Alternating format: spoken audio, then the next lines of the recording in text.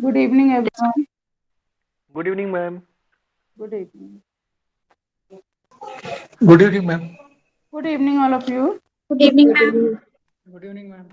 आगे सभी आज 5-7 मिनट थोड़ा सा क्लास डिले हुआ है, पर इतना कुछ खास नहीं। तो आज हम सिंधु घाटी की सभ्यता के बारे में बात करेंगे। सबको इसके बारे में थोड़ा थोड़ा पहले से भी पता होगा। सिंधु घाटी, जैसा कि इसका नाम है, सिंधु घाटी की सभ्यता इसे क्यों कहा जाता है? सिंधु नदी के किनारे जो नगर बसे हुए थे, उन नगरों के किनारे जो संस्कृति थी, काल के कारण, काल के समयाघात हुए होंगे, या उस समय की जो नगरीय संस्कृति उस समय प्रचलित थी, उसके ऊपर जो भी प्रलयंकारी प्रभाव हुए होंगे कि एक संस्कृति हमारी पूरी की पूरी कहीं विलुप्त हो गई या दफन हो गई। और उसके अवशेष जब अब से करीब 100 वर्ष पहले प्राप्त होते हैं, तो वो जहां पर मिले, जिस नदी के किनारे मिले, जिन स्थानों पर मिले, उसको उसी नाम से पुकारा जाने लगा, क्योंकि वे स्थान ज्यादातर सिंधु नदी के तट पर थे। तो और जो भी स्थान थोड़ी थोड़ी दूरी पर जो नगर बसे हुए थे, तो उन स्थान विशेष को भी उनके नामों से पुकारा गया, किंतु समग्र रूप से उसको सिंधु घाटी की सभ्यता इसीलिए कहा गया क्योंकि सिंधु नदी के तट पर बसे हुए जो नगर थे, वहां से प्राप्त होने वाले जो सभ्यता के अवशेष थे, जो नगरीय सभ्यता के अवशेष मिले, जो मूर्तियां मिली अथवा जो कुछ भी मिला, मकानों के अवशेष मिले, उनको सिंधु घाटी की सभ्यता नाम दे दिया गया है। अब इसका नाम सभ्यता ही क्यों रखा गया? इसको असभ्यता भी तो कह सकते थे, इसको अपभ्रंश भी तो कह सकते थे, पर वो तो नहीं कहा गया। सभ्यता इसलिए कहा गया कि ये सुसभ्यों की कला थी। रिफाइंड लोग शायद उस समय थे, जिन्होंने अपनी कला को बहुत ही अच्छे से विकसित कर लिया था, और उसके अवशेष हमें मिले हैं, इसलिए ये जो है इसको सभ्यता नाम दिया गया है। तो हमारे देश में विभिन्न जो संस्कृति है वो यूनिफॉर्म तरीके से तो एक है, लेकिन उसमें विविधता बहुत ज्यादा पाई जाती है। स्थान स्थान पर विभिन्न प्रकार की चीजें हमें देखने को मिलती हैं। आज के समय में विभिन्न प्रदेशों की अलग अलग संस्कृतियां हैं, ठीक है, लेकिन उस समय पर इतने बड़े बृहद भारत में जो अवशेष मिले हैं, वो काफी कुछ हद तक वो क्योंकि मानव के विकास के क्रम को प्रदर्शित करते हैं, इसलिए उनमें इतना वैविध्य नहीं है, बल्कि उनमें समानता है, चाहे वो भिन्न भिन्न स्थानों पर भी मिले हों। लेकिन ये सभ्यता अब हमें पता कैसे चलती है कि जब खुदाई हुई यहाँ पर, तो ये लगभग 3000 साल से लगभग 1500 ईसा पूर्व के आसपास के अवशेष हमें दिखाई देते हैं, तो जिनमें बकायदा बसे हुए नगर हैं, मकान बहुत ही सुव्यवस्थित तरीके से बने हुए हैं, बर्तन हैं तो वो जैसे आज पॉटरी सजाई जाती है, इसी तरीके से बकायदा मिट्टी के बर्तनों की सभ्यता है ये। उस समय पर चीनी मिट्टी तो नहीं मिलती है, तो मिट्टी के बर्तनों को, कच्ची मिट्टी का भी मूर्तियों के लिए इस्तेमाल होना, और मिट्टी को पकाकर उससे बने हुए बर्तनों का प्रयोग हमें यहाँ पर इस सभ्यता में दिखाई देता है। और इन अवशेषों से हमें ये पता चलता है कि उस समय के मानव का रहन सहन क्या था। तो उसकी और इन अवशेषों से ही हमें उसकी आर्थिक स्थिति का भी अंदाजा पड़ता है। तो किस प्रकार के मकानों में विरा, और ये अवशेष हमें फिर बहुत ही इन सब चीजों के बारे में ही हम बात करेंगे, और इन अवशेषों से हमें उसके रहन सहन, उसके रीति रिवाज, उसके खान पान और उसके ज्ञान विज्ञान, यानी कि उसके ज्ञान विज्ञान तो इसलिए क्योंकि उसको उसने अपने जो विकास की जो चीजें थी, उसके प्रयोग की चीजें थी, उसमें उसने उसका प्रयोग कर लिया था। तो ये सब हमें पता चलता है। वस्त्र आभूषण जो मन के मिले हैं, जो मूर्तियों के ऊपर जो आभूषण मिले हैं उनके ऊपर उकेरे गए, तो उन चीजों से हमें पता चलता है। मोहरें मिली हैं, तो इससे हमें उनके मेटल के यूज का भी, लेकिन मेटल का बाद की बात है, ये मिट्टी के बर्तनों की कला है एक तरीके से, मृद भांड और मृत भांड। तो इस तरीके से दोनों चीजें ही हैं कि एक तो मिट्टी है, यहाँ पे मृद है, मृदा, मृदा माने मिट्टी, और जिसमें मृत पात्र, मृत पात्र का मतलब ये है कि जी आगे चलकर हमें ये पता चलता है कि शवों के साथ में या समाधि के साथ में कुछ मिट्टी के बर्तन डेकोरेटिव वहां पर रखे जाते थे, तो जो कि दफनाए जाते थे अथवा समाधियों के साथ में लगाए जाते। तो ये बहुत सारी ऐसी चीजें हैं कि मनुष्य ने अपने आसपास कोई बीमारियां ना हो तो उसने शवों को गाड़ना और या अथवा उनका दाह संस्कार करना भी इस संस्कृति में सीख लिया है। तो प्रॉपर जो उनका जो निस्तारण है, यानी आप हाइजीन के पॉइंट ऑफ व्यू से देखें यदि इस सभ्यता को, तो बहुत ही हाई लेवल की हाइजीन के उदाहरण हमें यहाँ पर दिखाई पड़ते हैं। वो इन नगरों की खुदाई से जो प्राप्त अवशेष हैं, जो भवन हमें मिले हैं, उनसे हमको पता चलता है। तो और क्योंकि भारत जो प्राचीन भारत है वो बृहत्तर भारत है, इसलिए इसके उदाहरण हमें मात्र इतने ही क्षेत्र में नहीं मिलते हैं, इसका हमें आसपास के देशों में भी इस सभ्यता के उदाहरण पाए जाते हैं या इससे मिलते जुलते उदाहरण वहां पर पाए जाते हैं। तो मोहनजोदड़ो और हड़प्पा नामक स्थान जो है बहुत ही प्रसिद्ध हैं, जहां पर जो पहले संयोगवश कुछ खुदाई हुई और वहां से कुछ कुछ चीजें प्राप्त हुई। तो जो पहली चीजें हमें मिलती हैं, इनमें जनरल कनिंघम का नाम लिया जाता है कि उनको सेल खड़ी से प्राप्त कुछ चीजें मिली। तो सेल खड़ी भी एक प्रकार का स्टोन है, बट बहुत ही सॉफ्ट स्टोन है जिसके ऊपर की कोई भी चीज घिस के खुदाई की जा सकती है। आपने वो नमूने देखे कि जो कहीं कहीं ये जो बिल्डिंग्स होती हैं और उनके जो सॉफ्ट मॉडल जो बनाए जाते हैं, खास तौर पे मैं आपको यहाँ पर ताजमहल की ओर इंगित करती हूँ कि सफेद संगमरमर के बने हुए ताजमहल बिकते हैं, ठीक है, या पेपर वेट आते हैं सेल खड़ी के पेपर वेट।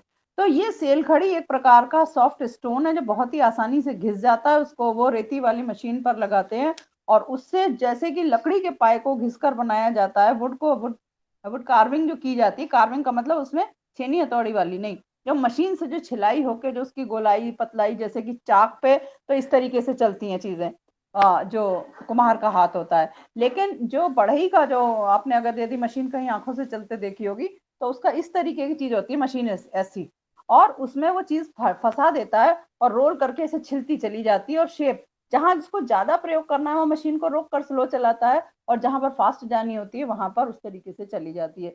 चारों मतलब इतना एक्सपर्ट का तो हाथ इतना अधिक उस मशीन पे सेट होता है कि उसके चार पाए अगर एक एक उसको फर्नीचर के, है ना, मान लीजिए सोफे के साइड्स बनाने हैं उसको, वुड के सोफे के या किसी चेयर के पाए बनाने हैं, तो वो उसको चलाने में बिल्कुल पारंगत होता है। या इसी तरीके से ताजमहल के जो मॉडल बनते हैं ये मशीनों के द्वारा बनते हैं, मशीनों से उसकी रंदाई होती है या उसकी घिसाई होती है और उसके द्वारा वो उसके पाए प्राप्त कर लेते हैं। और आपको एक चीज जो बता रही है मैं पिछली समानता में अभी जोड़ूंगी, जो जो जैसे कि ये बेस है, इस बेस के ऊपर आपका एक चौकोर है, इस चौकोर के ऊपर यदि मुझे 4 मीनार यहाँ पर गाड़नी है तो यहाँ पर एक होल बनाया जाता है, ठीक है, होल बनाया जाता है। जो मीनार बनाई जाएगी मीनार में भी नीचे एक होल बनाया जाएगा, उनके बीच में एक पिन फंसाई जाती है, वो पिन ऊपर भी जाती है और वो पिन नीचे भी जाती है। अब आप देखें आगे आपको क्या मिलता है उदाहरण सिंधु घाटी में। यहाँ पर मतलब कुछ चीजें ऐसी जो टेक्निकली सिंधु घाटी के मानव ने भी उस जमाने में डेवलप कर ली थी, जो आज भी प्रयोग में आ रही हैं, जो कि चीजों को जैसे मूर्ति, खास तौर पे मूर्तियों को बनाने में ये वाली चीज काम में आई है। तो इस समय की चित्रकारी हमें पात्रों पर मिलती है, भित्तियों पर नहीं मिलती है। तो चित्रकारी की भी हम बात करेंगे, लेकिन ये है कि जहाँ पे बर्तन बनाना और मूर्तियां बनाना, किस प्रकार के बर्तन बने, किस प्रकार की मूर्तियां बनी, धीरे धीरे हम इस ओर आगे बढ़ते हैं। तो सबसे पहले सेल खड़ी की मोहर मिली, जिन्हें अगर आप नॉर्मल यूज करें तो एक पेपर वेट की तरह भी यूज हो सकती है, और उस समय शायद सील या सिक्कों की तरह उनका प्रयोग किया गया है। और जब ये किसी को नहीं पता था कि वहां पर ये क्या है, ये खजाना तब प्राप्त हुआ जबकि इन स्थानों की खुदाई हुई। लगभग अब से 1921 के प्रमाण हमें मिलते हैं, जबकि हमने ये इन चीजों खुदाई की है। तो दयाराम साहनी ने हड़प्पा टीले की खुदाई करवाई और इस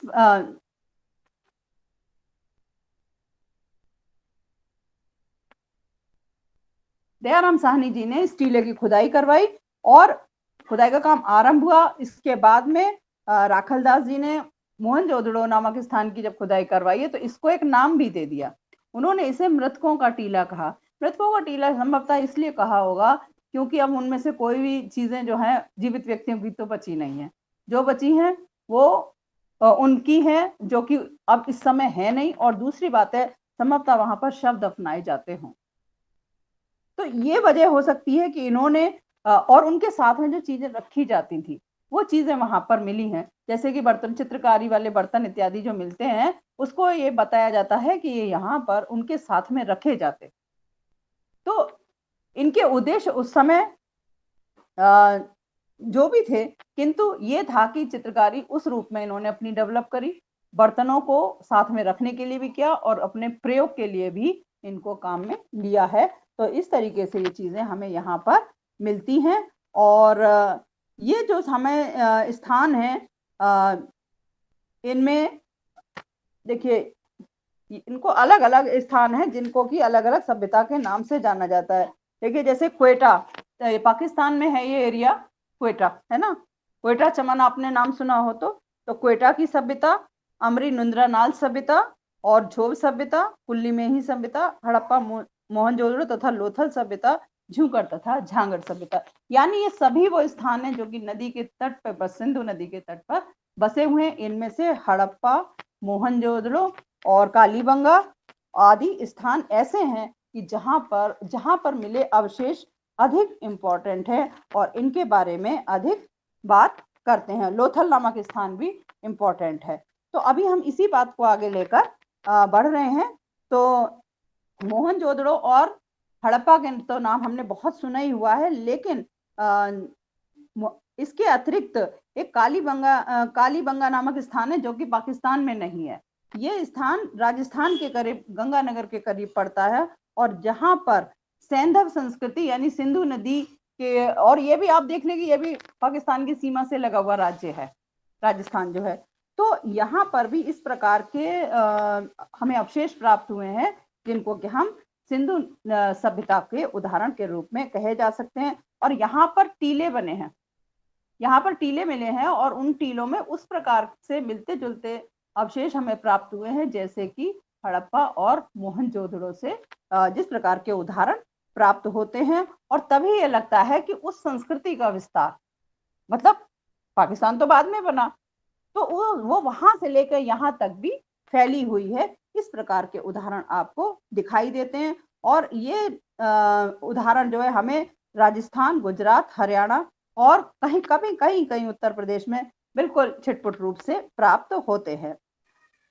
तो इसका समय जो है 3000 ईसा पूर्व से लगभग 1500 ईसा पूर्व का माना गया है, लेकिन इसमें भी विद्वानों ने अपने अलग अलग विचार रखे हैं। तो इसको इंडो सुमेरियन सभ्यता का भी नाम दिया गया। और ये भी कहा जाता है कि ये मेसोपोटामिया की सभ्यता से प्रेरित और प्रभावित है। और इनका इस प्रकार के उदाहरण हमें इजिप्ट में भी पाए जाते हैं। तो अब सिंधु सभ्यता की एक और विशेषता है कि इसमें लिपि का भी विकास हुआ। आगे चलकर लिपि जो मुख्य रूप से हमें दिखाई देती है वो मौर्य काल में दिखाई देती है, लिपि और खुदाई। ठीक है, आदिवासी मानव ने खोद कर तो बनाया, पर उसने मानव आकारों को बनाया, पशु आकारों को बनाया, पर उस समय में लिपि प्राप्त नहीं होती है। ठीक है, वैदिक काल के बारे में जो हम बात करते हैं तो भाषा का विकास हमें बिल्कुल बहुत श्रेष्ठतम स्तर तक का वहां पर दिखाई देता है। ग्रंथ लिखित रूप में नहीं है, लेकिन ग्रंथों की मौखिक परंपरा है। ठीक है, लेकिन संस्कृत भाषा है मूल रूप में अपने, जो कि प्राचीन, विश्व की प्राचीनतम भाषा है। तो संस्कृत भाषा होने के कारण हम ये कह सकते हैं कि भाषा भी थी और लिपि भी थी और उच्चारण भी थे। ठीक है, उदाहरण हमें इस तरीके से उस समय में नहीं मिले वैदिक काल के, लेकिन मौखिक परंपरा में सारे शब्द, उनके उच्चारण और उनके स्वरूप मौजूद हैं, क्योंकि जो हिंदी भाषा का जन्म हुआ है वो संस्कृत भाषा से ही हुआ है।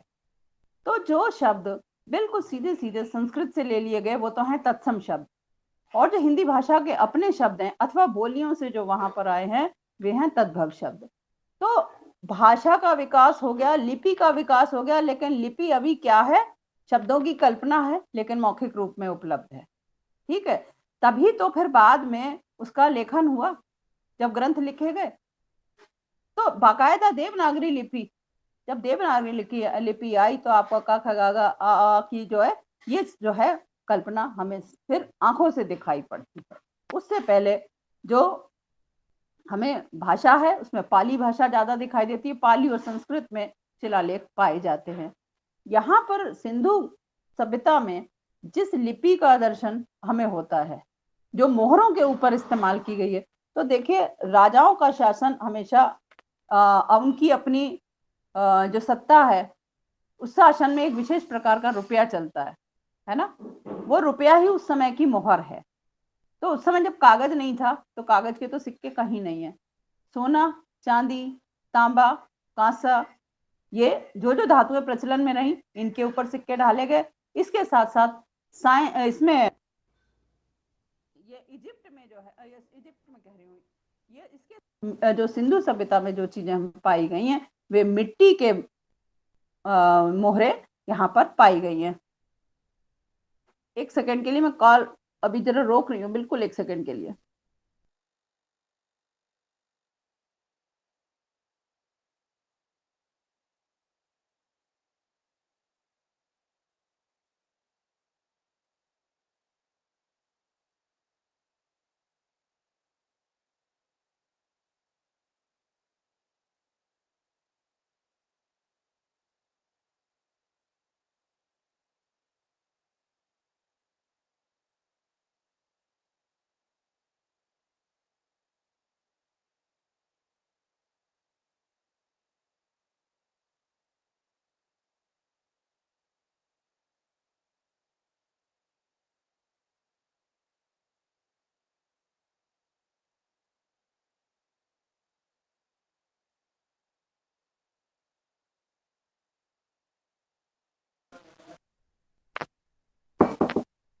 ठीक है, सुनाई दे रहा है?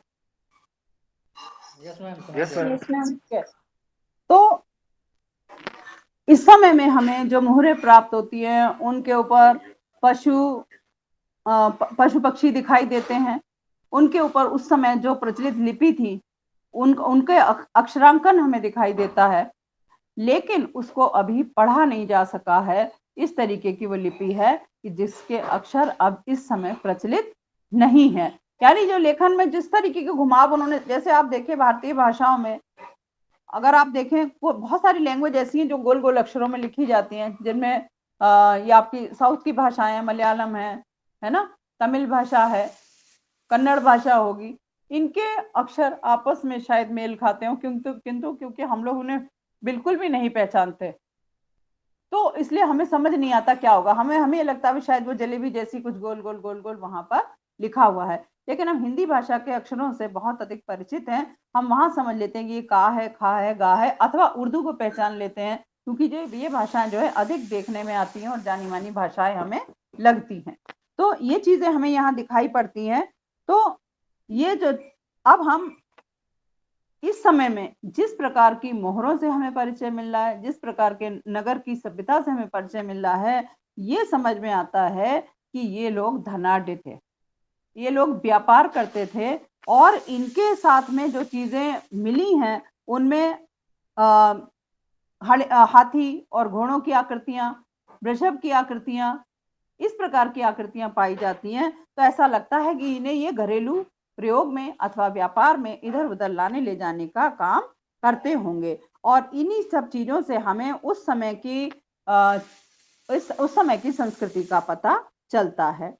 तो सैंधव ये पता चलता है कि ये क्योंकि हम आज भी उसी प्रकार की चीजों के साथ में जी रहे हैं। घड़े हम अब भी प्रयोग करते हैं, है ना।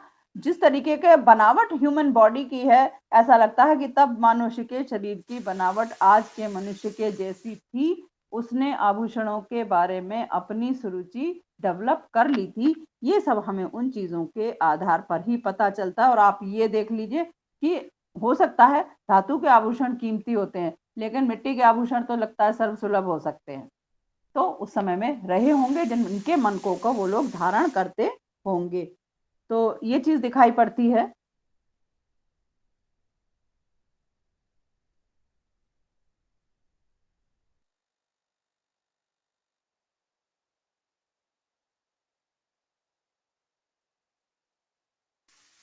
तो ये चीज हमें दिखाई पड़ती है।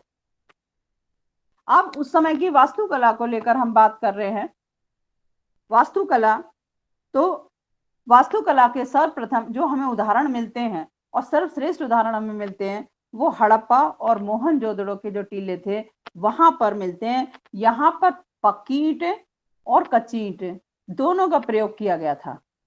कच्ची ईंटें किसी तरह अवशेष रूप में रह गई, बनावट में बची रह गई, टीले के नीचे दबी रह गई, वरना आप देखिए कच्ची ईंटों का अस्तित्व कितना है। गांव में कच्ची ईंटों के मकान बनते हैं, लेकिन यदि बाढ़ आ जाए, पानी आ जाए तो मकान भर आकर गिर जाते हैं। लेकिन वो अवशेष में टीले में दब गए, इसलिए जिस तरीके का आकार थे उसी तरीके के किसी प्रकार बचे रह गए और उनके उदाहरण हमें दिखाई पड़ते हैं।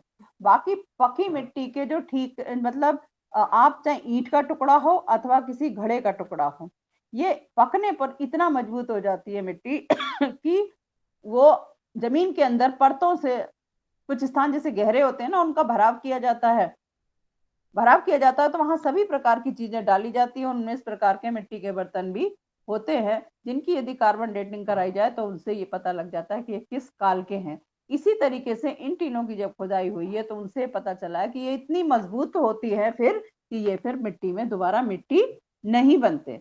यदि वो कच्चे होंगे तो घुल के धीरे धीरे करके भुरभुरा के खत्म हो जाते हैं अथवा वो उसी रूप में विद्यमान रहते हैं। तो हमें ये पक्की ईंटों से बने अवशेष प्राप्त हुए, पके हुए मिट्टी के बर्तनों के अवशेष प्राप्त हुए हैं।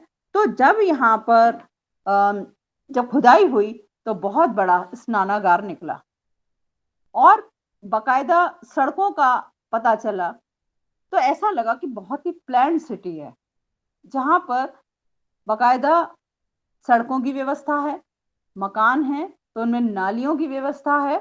और नाली एक सुसभ्य सभ्यता की परिचायक है। आप देखिए आज भी की तारीख में भी जो गंदे इलाके होते हैं वहां पर घरों के बाहर नालियां नहीं होती, वो व्यवस्थित इलाके नहीं होते, वहां कहीं भी एक तालाब में पानी भर रहा होता है।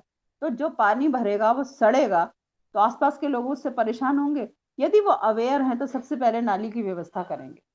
तो ये एक सुसभ्यता की परिचायक है कि जो गंदा पानी है वो आसपास इकट्ठा ना हो और उसकी प्रॉपर व्यवस्था की जाए कि घर से वो पहले बाहर निकले और बाहर जाके व्यवस्थित कहीं उसका निस्तारण हो जाए। वो नाले में हो, किसी दूर जाके कहीं किसी जगह पर हो, तो इस तरीके की व्यवस्था की जाती है। और इस तरीके से एक योजनाबद्ध तरीके से निर्माण कार्य का पता चलता है। और इसमें सबसे जो मकान बन रहे थे उनमें किचन की भी व्यवस्था की गई, उनमें स्टोर की भी व्यवस्था की गई जिन्हें कोष्ठक कहा गया, यानी जिसमें अनाज के भंडारण होता था, अनाज की कोठरी।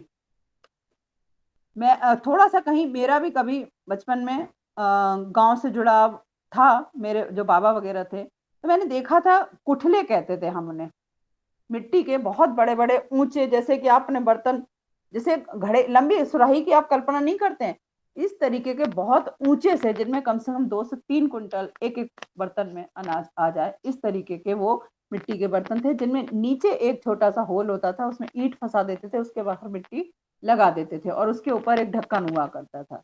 ठीक है, ये कहाँ होगा? जिसके पास गांव जमीन इत्यादि होगी और जहां पर अभी पुरानी व्यवस्था जब चल रही है। तो मैं आज की बात नहीं कर रही हूँ कि अब से अगर हमने उसे 40 साल पहले देखा है ना, जब हमारे दादा दादी जिंदा होंगे तब हमने उन चीजों को देखा था, है ना।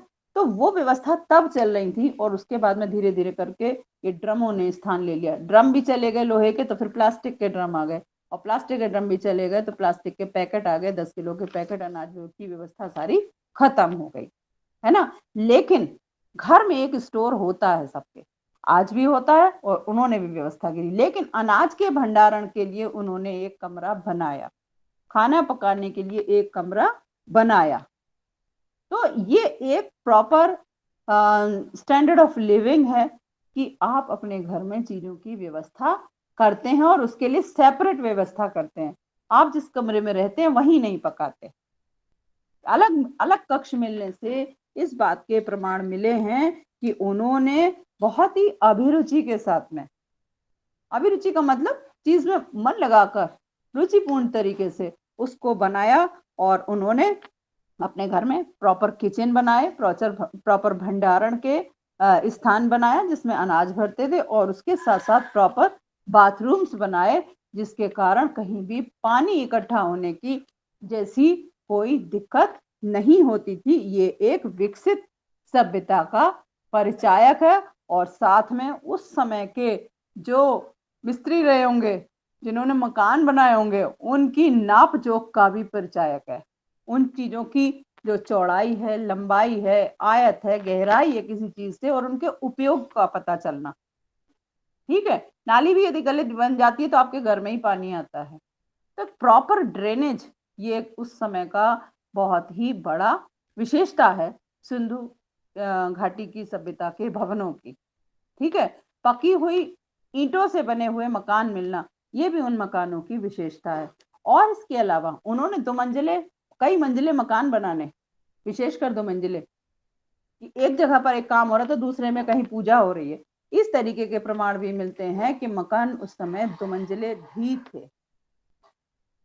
तो उसमें डिफरेंट लेवल होने का मतलब है कि एक छत की व्यवस्था प्रॉपर कैसे उसका बैलेंस होगा, किन चीजों का, किसी तीर पर होगा, कोई तो चीज ऐसी सपोर्टिव डाली जाएगी जिसके ऊपर आप छत बनाएंगे। तो इतनी कल्पना करने का मतलब है टेक्नोलॉजी का होना। ये सब सिंधु सभ्यता के मानव ने अपने समय में सब कुछ डेवलप कर लिया था, और इसीलिए उनकी जो नगर निर्माण योजना है वो बहुत सुंदर है, और शायद विश्व की सर्वश्रेष्ठ उस काल की जो स्वच्छता व्यवस्था है वो हमें इस काल में देखने के लिए मिलती है, जो सिंधु सभ्यता से हमें मकानों के उदाहरण प्राप्त होते हैं। और इस तरीके की भी चीज लगती है कि जैसे कि हम किले बनाते हैं। किले कौन बनाता है? कौन बनाता है किले? हर आदमी किला बना लेता है? हर आदमी बना राजा लेता है किला? राजा बनाते हैं। अच्छा, राजा नहीं होते तो क्या? आजकल तो राजा नहीं, फिर किला मतलब या बड़ी बिल्डिंग या बहुत हाई लेवल के काम करना। बुर्ज खलीफा कौन बना रहा है? कौन बना रहा है? मतलब कि धनाढ़ लोग, है ना।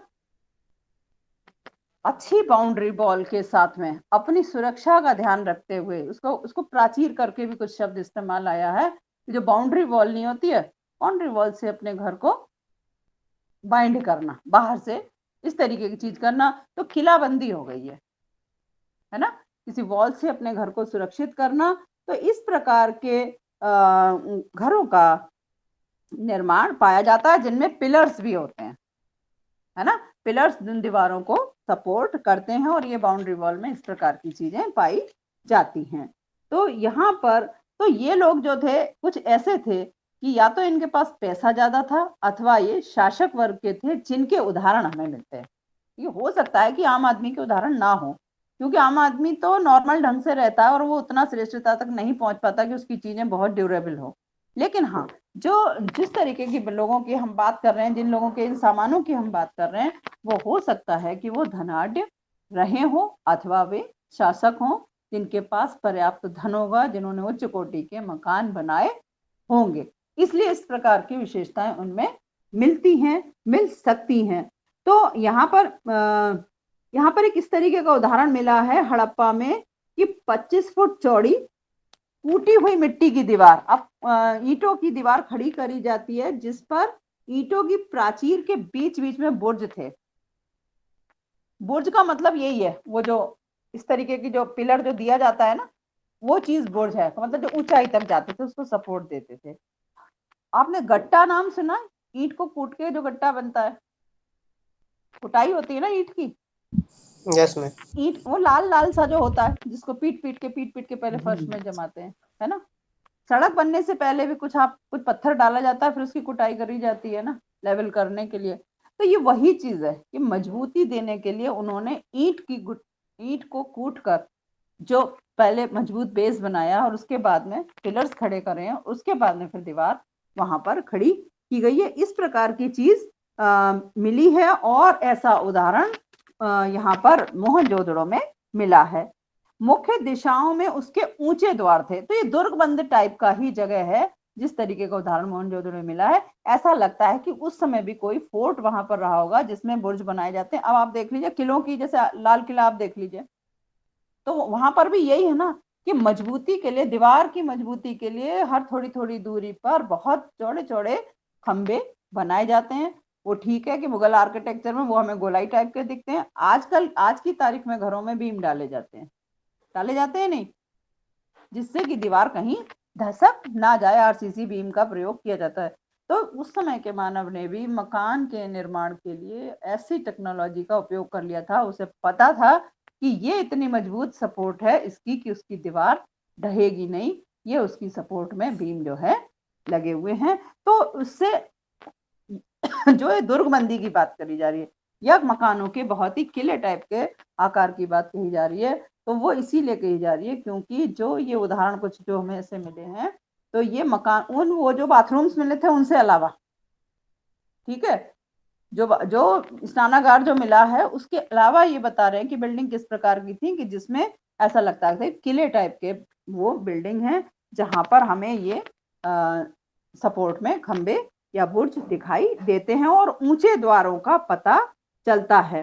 अब हड़प्पा नगर की रक्षा प्राचीर देखिए, आप जितना राजस्थान में जाते हैं तो जो नगर बसे हुए हैं ज्यादातर पहाड़ियों पे बसे हुए हैं, है ना, गढ़ जो बसे हुए हैं और उनकी एक बाउंड्री वॉल है।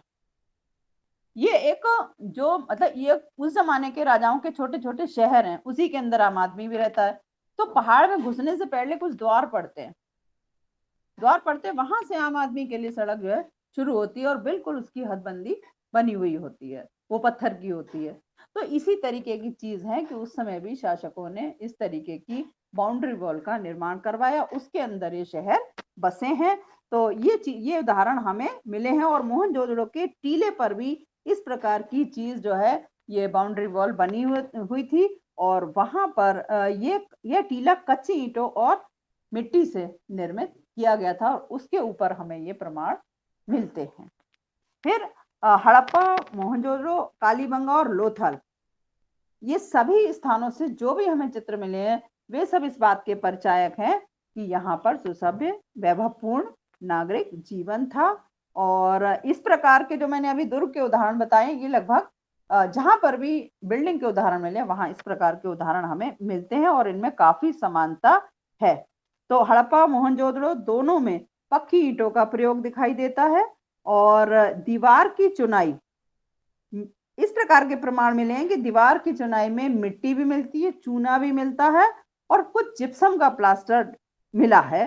तो पक्की निर्माण सामग्री वहां पर दिखाई देती है और गंदे पानी के लिए नालियों की व्यवस्था है जिनके कारण वो वहां से पानी निस्तारण हो जाता था।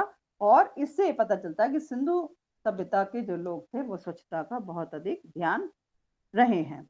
अब देखिए मोहनजोदड़ो में हड़प्पा के घरों में मोहनजोदड़ो की भांति कुएं नहीं प्राप्त हुए, लेकिन मोहनजोदड़ो में कुएं भी मिले थे। जो घर मिले हैं उनके साथ साथ कुएं भी मिले थे, लेकिन हड़प्पा में कुएं नहीं प्राप्त हुए हैं। और यहाँ पर भी मोहनजोदड़ो में जो कुएं मिले हैं उनमें बाकायदा ईंटों की जुड़ाई, जो अंदर अंदर गोल गोल चिनाई की जाती है, वो बहुत अधिक सफाई से की गई थी, उसके उदाहरण मिले हैं। और इसके अलावा हड़प्पा में वो मिली है जो धान जिसमें कूटते हैं, तो इस तरीके से मिट्टी को जमा कर, ईंटों को जमा कर इस तरीके गोलाई में, और फिर बीच में गोल गहरा पाया जाता है जिसके अंदर वो मूसली का इस्तेमाल अथवा कूटने वाले किसी यंत्र का इस्तेमाल करते थे। तो इस तरीके के उदाहरण यहाँ पर मिले हैं। और यहाँ पर हड़प्पा में मैंने बताया कि जलकुंड मतलब कुएं नहीं मिले हैं, लेकिन मोहनजोदड़ो में ऐसा कुंड की मिलने की प्राप्ति हुई है जहां पर नीचे सीढ़ियों से जाया जा सकता था।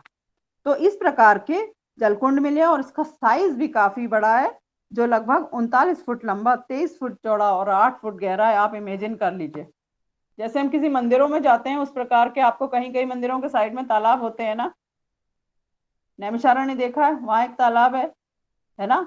और बहुत सी जगहों पर अक्सर मंदिरों के जो मंदिर शहर के बाहर के हिस्से में होते हैं जहाँ बहुत बड़ी बड़ी जमीनें हुआ करती थी, शहरों के किनारे पर शिव मंदिर हुआ करते हैं, अक्सर उनके पास में कुछ कुंड होते हैं, जल कुंड। वो जल कुंड गहरे होते हैं, यदि उन्हें कोई शासक प्रशासक या राजा बनवाता है तो बाकायदा वो पक्के बने हुए हैं, ठीक है। वहां पर कोई पानी आने की व्यवस्था नहीं है, पर यह व्यवस्था तो मैंने भी आंखों से देखी है। मंदिरों के आसपास जलकुंड होते हैं, उनकी वर्ष में एक बार सफाई की जाती है, फिर उनमें नया पानी जो है बोरिंग के द्वारा भर दिया जाता है। लेकिन हाँ, जब वहां पे उत्सव या त्योहार इत्यादि होते हैं तो लोग आकर उन कुंडों में स्नान करते हैं। बाकायदा वहां पर सीढ़ियों की व्यवस्था होती है चारों तरफ से, और लोग वहां पर बैठकर जो भी है आनंद लेते हैं, मौसम का आनंद लेते हैं, स्नान का आनंद लेते हैं, वहां बैठते हैं और गीत संगीत या जो हमारे यहाँ के संस्कार होते हैं, मुंडन इत्यादि, वो उन स्थानों पर होते हैं। तो जल स्रोत के किनारे संस्कारों का भी होना होता है।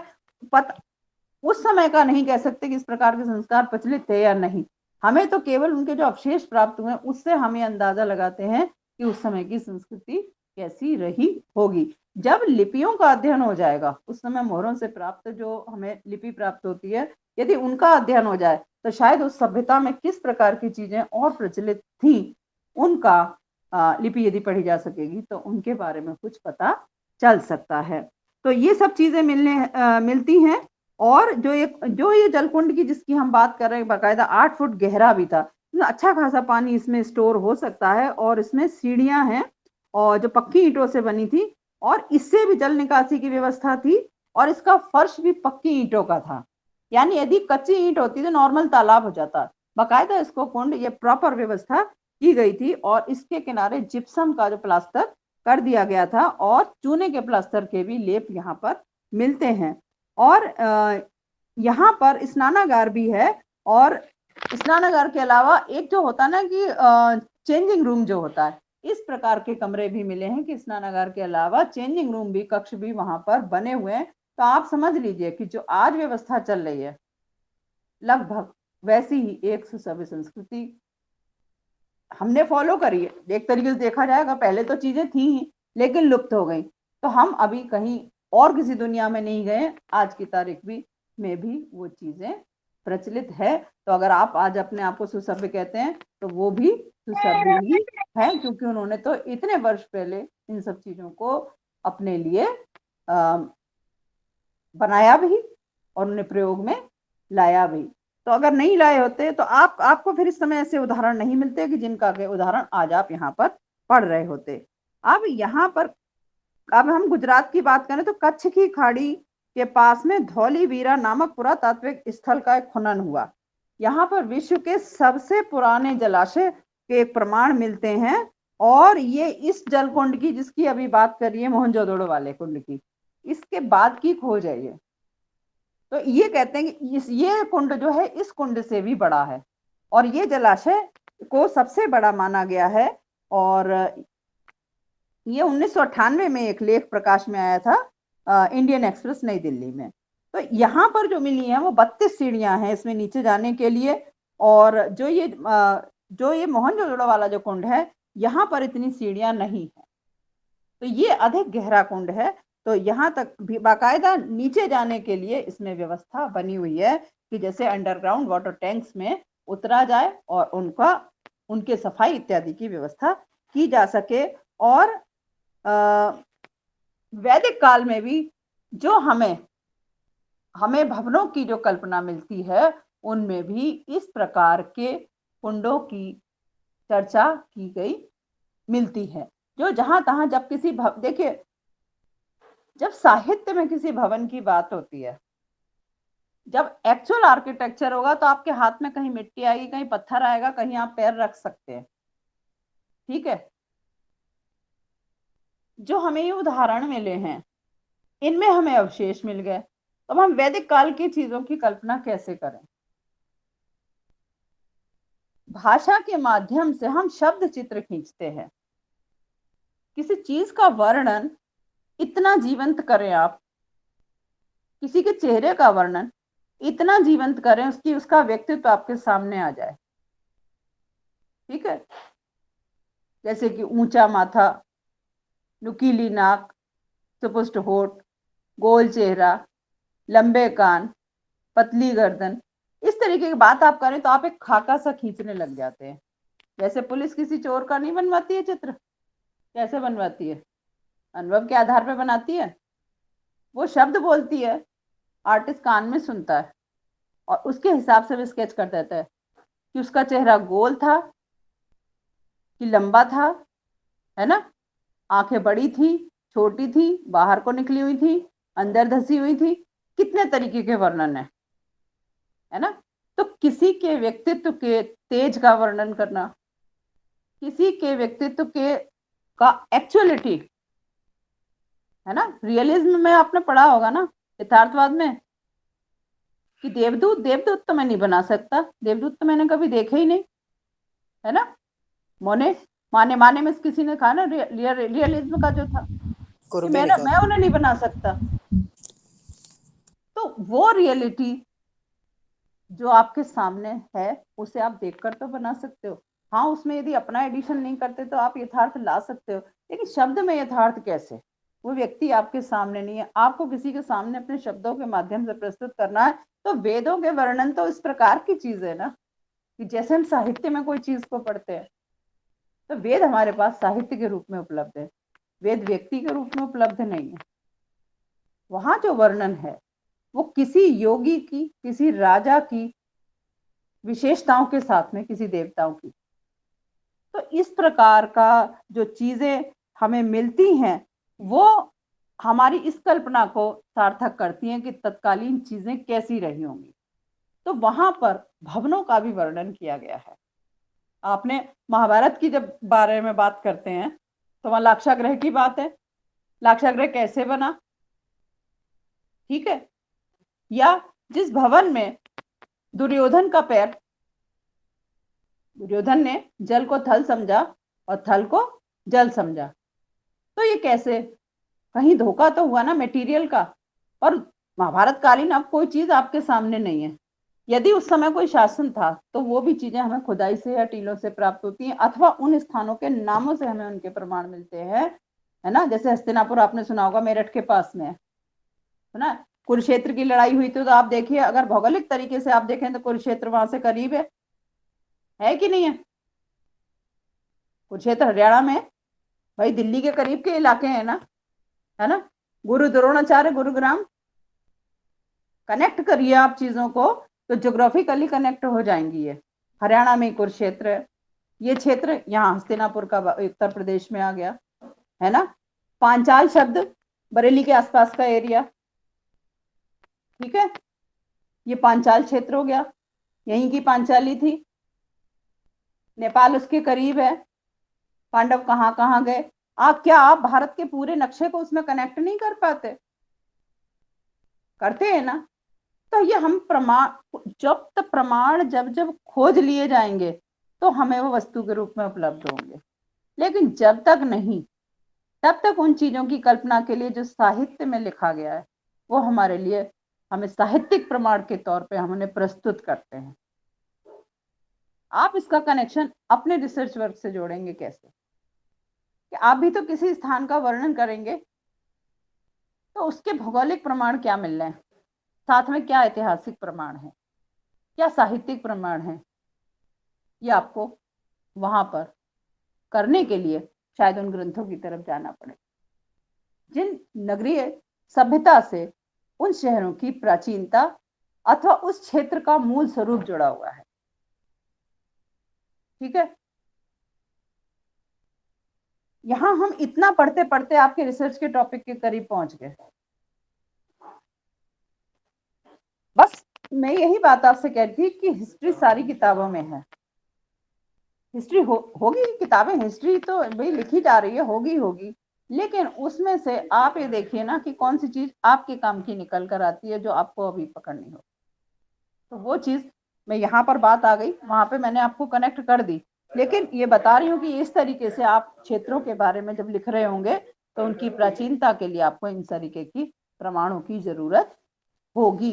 साहित्यिक प्रमाण, भौगोलिक प्रमाण, ऐतिहासिक प्रमाण, ठीक है। यदि कोई कवि उस जमाने का, यदि कोई पोइट जो है, कोई उसका ग्रंथ लिखा गया, मान लीजिए अब से 500 साल पहले की बात हो रही है और तुलसीदास जी की बात हो रही है ना। तो तुलसीदास जी ने किसी स्थान का क्या वर्णन किया है? जो हनुमान चालीसा है उसमें सूर्य की दूरी लिख दी गई है ना। हनुमान चालीसा जो है उसमें सूर्य की, मतलब हनुमान जी ने उस दूरी को नाप लिया, है ना। तो वो जो दूरी है वो वैज्ञानिकों ने भी वही प्रमाण करी जो तुलसीदास जी ने, पर तुलसीदास जी किसी वैज्ञानिक के पास गए थे क्या? तो आप वैज्ञानिक प्रमाण के साथ में जो साहित्यिक प्रमाण मिलते हैं उनका भी बात वहां पे डिस्कस करते हैं। इस शोध का मतलब ही यही है, इतनी गहराई तक जाओ कि संबंधित चीजों को निकाल कर ले आओ। आपकी बात की पुष्टि बहुत गहरी हो जाती है उससे। ठीक है, किंवदंतियां भी होती हैं और साहित्य भी होता है, तो लोक में प्रचलित बातें साक्षात्कार इत्यादि से पता चलती हैं। लोग क्या कहते हैं, सुना जाता है कि इस स्थान पर ऐसा ऐसा होता था, है ना। कई बार यूट्यूब पर कुछ ऐसे ब्लॉग्स हमें मिल जाते हैं जो कि बहुत बहुत जगहों के बारे में है और आपको संबंधित चीजों के बारे में कुछ स्थान वो दिखा देते हैं, कुछ लोगों के इंटरव्यूज दिखा देते हैं कि उस जगह के बारे में क्या प्रचलित है, क्यों प्रचलित है, वो सब आपको दिखाई पड़ता है। तो ये भी आपको काम में आएगा। तो इसी तरीके से ये यहाँ पर जो हमें वेदों में जिस प्रकार के, वेदों में पुराणों में जिस प्रकार के नगरों की व्यवस्था मिलती है, उस प्रकार की व्यवस्था का हमें प्रमाण जो है वो भौतिक रूप से अवशेषों के रूप में हमें हड़प्पा और मोहनजोदड़ो में जो टीले मिले हैं वहां से प्राप्त होता है। तो यहाँ भौतिक प्रमाण मिले हैं और वहां पर वेदों में, पुराणों में इस प्रकार के टीलों का वर्णन या भवनों का वर्णन मिलता है। तो जब ये तो भवन के ध्वस्त कर होने के बाद की चीजें हैं, वहां पर भवनों के वैभव की बात होती है। कहाँ इंद्र रहते हैं, ठीक है, कहाँ महाभारत के लोग रहे होंगे, तो उस काल के लोग, है ना, किस प्रकार के भवनों की कल्पना है और किस प्रकार के राजा पृथ्वी पर पाए जाते होंगे, उनके बारे में बात होना, है ना। राजा शिवी की कहानी, राजा बलि की कहानी, बहुत सारी चीजें जब हम थोड़ा पढ़ते हैं तो हम लोग बिल्कुल अज्ञानी की तरह होते हैं। बहुत गहरी बात शायद मैं भी आपसे ना कह सकूं, लेकिन हाँ, यदि आप जिस चीज की गहराई में जाएंगे वहां पर उसकी गहराइयां आपको मिल जाएंगी प्रमाणों के तौर पर। अगर आप रिसर्च कर रहे हैं ना तो आपको पुराणों की भी जरूरत पड़ेगी। पुराण लाइब्रेरी में मिल जाते हैं, ठीक है, लाइब्रेरी में नहीं मिलेंगे, कहीं मंदिरों में मिल सकते हैं आपको। मंदिर की लाइब्रेरी भी जो होती होंगी या नगर पालिका लाइब्रेरी होती है, आप वहां पर भी कांटेक्ट करके आपके विषय से संबंधित जो चीजें हैं उनके आपको चारों तरफ अपना ये देखना पड़ेगा कि कहाँ से क्या चीज आपको मिल सकती है। तो यहाँ पर मैंने आपको ये बात कर दी कि जो मोहनजोदड़ो के जो शहर हैं वहां पर एक तो जलकुंडों की व्यवस्था है, प्रॉपर जलाशय है, ठीक है, प्रॉपर बाथरूम्स हैं, प्रॉपर चेंजिंग रूम्स हैं, वहां पर जलकुंड में उतरने के लिए सीढ़ियों की व्यवस्था है, और यहाँ पर जो अनाज भंडारण के लिए कोठे बने हुए हैं या कोठरियां बनी हुई हैं, कोष्ठागार जिनको नाम दिया गया है। और ये जो है जो धान को कूटने वाले जो गोल पत्थर हैं वो बकायदा उनके किनारे पक्की ईंटें जड़ी हुई हैं। देखिए, कच्ची ईंट होती तो धान में मिट्टी मिल जाएगी, खाने लायक नहीं रहेगा। तो इसीलिए इस चीज को जो पता नहीं, मेरा तो जो मैं आपको एक उदाहरण मैंने आपको दिया था मिट्टी के कोठलों का, उसी तरीके से मैंने अपने जो पुराने घर में मैंने धान कूटने वाली चीज का पत्थर बिल्कुल पक्का बना हुआ देखा है। तो अगर आप में से किसी का भी ग्रामीण अंचल में जाना हो तो आपको शायद ये चीजें आज भी दिखाई दें। बाकी आजकल के लोग मशीनों के गुलाम हो गए हैं, गांव के लोग और अधिक जल्दी थक जाते हैं, शायद वो उतना भी काम नहीं करते, है ना। ट्रैक्टर से सारी जुताई होती है और इसमें मशीनों से कटाई हो जाती है, उसके बाद में धान आ जाता है जो मशीनों में चला जाता है, सीधे साफ होकर आ जाता है। फैक्ट्रियों वाली चीज अब आ गई है, तो ये मशीनी युग है। यहाँ पर हमारी शायद पुरानी चीजों के अब उदाहरण भी बहुत कम बचे रह जाएंगे, अथवा जो हम पुराने इलाकों में जहाँ जाएंगे, जहाँ हम ट्राइबल की बात करते हैं, बहुत आदिवासी इलाके हो सकता है वहां पर भारतीय संस्कृति के प्राचीन अवशेष अभी भी मिल जाए या ग्रामीण सभ्यता के अवशेष अभी भी मिल जाए। तो ये चीज यहाँ पर है। और इस तरीके के भंडार गृह मिले कि जहां पर लगभग 27 कोठरियां बनी हुई थी, और जो घर हैं उनमें बरामदों की व्यवस्था भी है। बरामदा है का मतलब पिलर हुए, पिलर के ऊपर छत है, इस तरीके के घर मिलते हैं। और यहाँ के उल्लेखनीय भग्नावशेषों में सभा भवन, आप देखिए जो पार्लियामेंट हाउस बना है उसमें पिलर्स बने हुए हैं। कहीं भी आप जाएं, यदि वहां पे एक किसी राजप्रसाद या भवन की कल्पना यदि की गई है अच्छे भवन की, तो नॉर्मली आम लोगों के बैठने के लिए बाहर या रुकने के लिए या अथवा मुख्य भवन को बारिश या मौसम से बचाने के लिए बाहर बरामदों की व्यवस्था होती है, ताकि अंदर के दरवाजे इत्यादि खराब ना हो। बैठने के लिए खुली हवा भी हो लेकिन शेड भी हो। तो बरामदे की व्यवस्था इस प्रकार की चीज है। आज के मकानों में बालकनी के रूप में पाए जाते हैं, किंतु जो मकान जमीन के होते हैं वहां पर बाकायदा बरामदे हैं, जिसे आप दालान भी कहते हैं। सुना है दालान शब्द है? तो वो शब्द में आप बिल्कुल ओपन एयर की अव्यवस्था है। और इस प्रकार की चीजें हैं कि जैसे कि बरामदों में बहुत सारे लोग बैठ सकते हैं, जैसे वहां पर कोई असेंबली हो सकती है, जैसे वहां पर कोई सभा हो सकती है। और इस प्रकार के अवशेष मिले कि वहां पर 20 खंबे लगातार मिले हैं। 20 खंबे कहाँ मिलेंगे? ऐसे तो मिलेंगे नहीं। एक कमरा बना, वहां पे 2 खंबे, ज्यादा में ज्यादा। तो 20 खंबे होने का मतलब है कि कम से कम 10-12 कक्ष वहां पर साथ में रहे होंगे। तो ऐसा लगता है कि कोई वहां पर कोई मुख्य व्यक्ति बैठता होगा तो उसके सामने बहुत से लोग बैठते होंगे। तो इस प्रकार की चीजें वहां से प्राप्त हुई हैं। और ये खंबे भी इस प्रकार के हैं जैसे कि कोई हॉल होता है। तो हॉल या मंदिर का हॉल आपने देखा होगा, बहुत बड़ा हॉल होता है, लेकिन उसमें भी बीचों बीच के कुछ हिस्से को छोड़ के किनारे बहुत थोड़ी थोड़ी दूरी पर मंदिर हो, होटल का बेसमेंट हो या कहीं भी हो। आपने देखा थोड़ा खंभों का सपोर्ट तो लेना पड़ता है ना बिल्डिंग का, लेंटर को वो देने के लिए। तो इस प्रकार की चीज मिलती है कि खंबे पंक्तियों में है, खंबे पंक्तियों में है, सिस्टेमेटिक है। और वो इतनी अधिक संख्या में है, ऐसा लगता है कि कोई बड़ा हॉल होगा वहां पे। तो ये वाली चीज जो है वहां पर दिखाई पड़ती है। तो इस तरीके से बड़े बड़े भवनों की वहां पर हमें प्रमाण मिले हैं, भवनों में स्तंभों के प्रमाण मिले हैं, और वहां पर इस तरीके के प्रमाण मिले हैं जैसे कि चौपाल अथवा सभा लगती होगी, और बहुत ही सिस्टमैटिक है, जिनकी गिनती में भी वो समान है। और इस प्रकार के घर भारतीय घरों में मिलते रहे, और वैदिक साहित्य में जिस प्रकार के भवनों की कल्पना की जाती है वो भी यहाँ से मिलते हैं।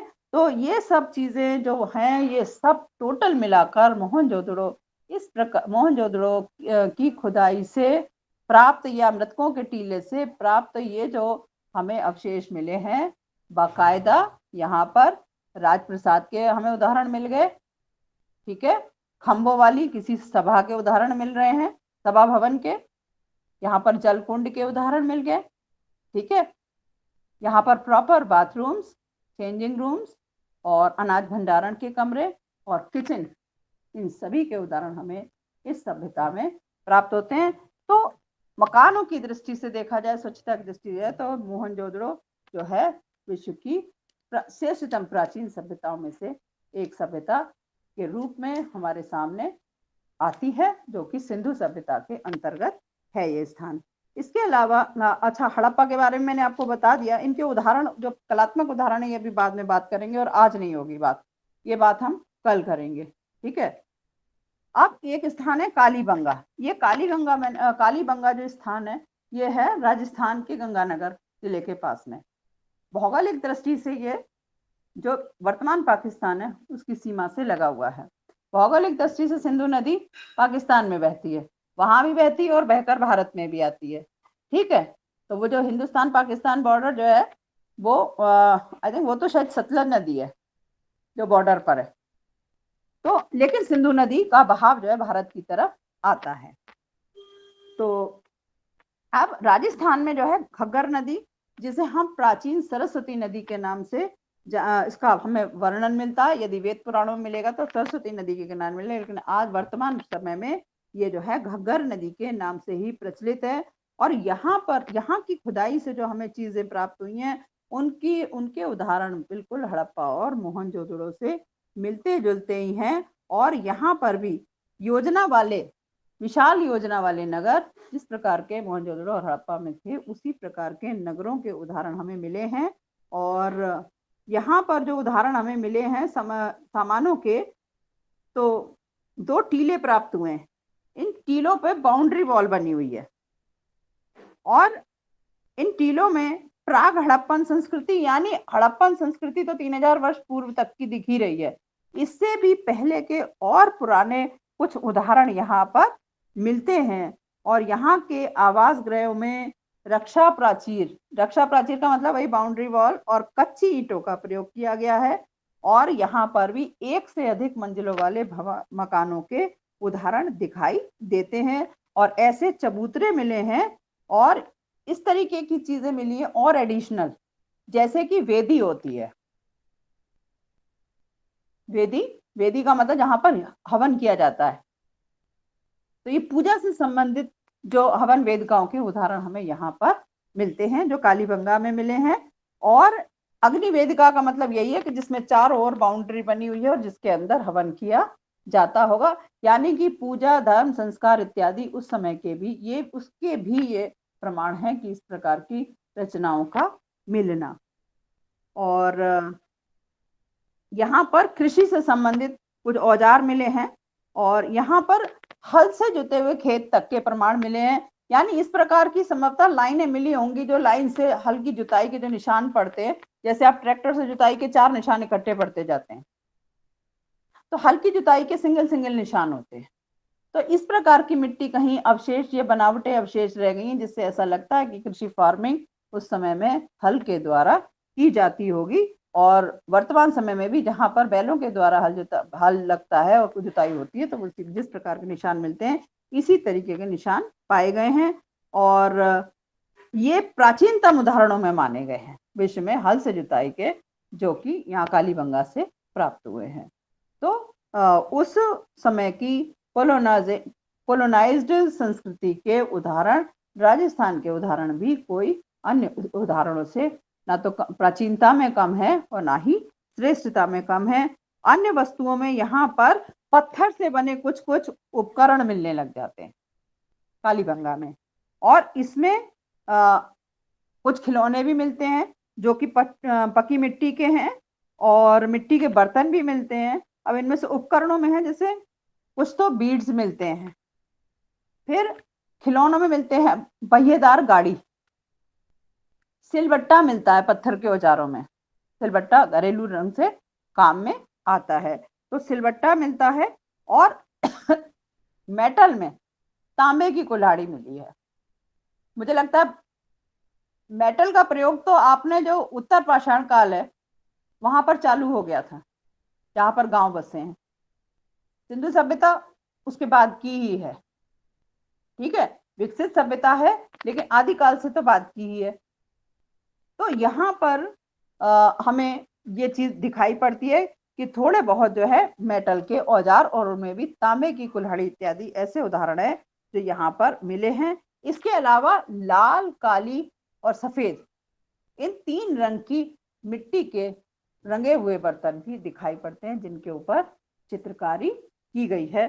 तो कालीबंगा में इस प्रकार के उदाहरण है कि यहाँ पर खेती से संबंधित भी उदाहरण है, खेती से संबंधित अवशेष मिले, यहाँ पर भवनों से संबंधित अवशेष भी मिल गए और यहाँ पर पूजा के प्रमाण भी मिल गए।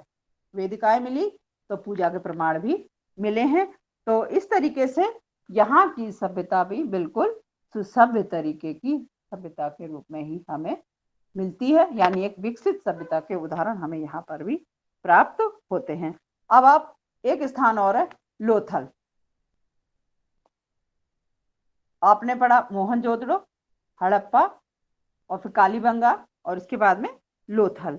अब गुजरात में है ये स्थान और सरगवाला गांव, अहमदाबाद जिले के पास में सरगवाला गांव के पास में एक यहाँ पर खुदाई हुई और यहाँ पर हड़प्पन सभ्यता के बहुत महत्वपूर्ण अवशेष प्राप्त हुए हैं। और ये लोथल जो एरिया है समुद्र तट का एरिया है, ये बंदरगाह के रूप में प्रसिद्ध है। यानी अब यहाँ पर उदाहरण मिलने का मतलब है कि ये स्थान जल मार्ग के तौर पर व्यापार के लिए उपयोग किया जाता रहा होगा। इसीलिए यहाँ पर मिलने वाली जो चीज है वो ऐसा लगता है कि यहाँ से बाहरी देशों के साथ में जो व्यापार किया जाता होगा उसके लिए इन्होंने समुद्री मार्ग का प्रयोग किया होगा।